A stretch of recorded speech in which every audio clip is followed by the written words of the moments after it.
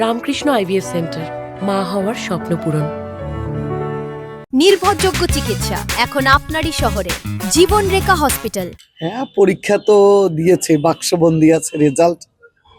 যেরকম জনসমর্থন পেয়েছি, পড়াশোনা যা করেছি তার রেজাল্ট তো পাবই।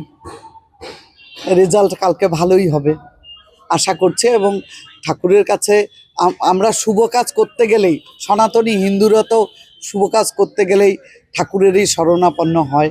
তাই তুফানগঞ্জের যে মদনমোহন বাড়িতে পুজো দিয়ে আমরা ঠাকুরের কাছে তুফানগঞ্জবাসীর হয়ে যে তুফানগঞ্জে যে অপশাসন চলছিল, দুর্নীতি, অপশাসন এবং নানান অনুন্নয়নের জন্য ঠাকুরের কাছেও প্রার্থনা করলাম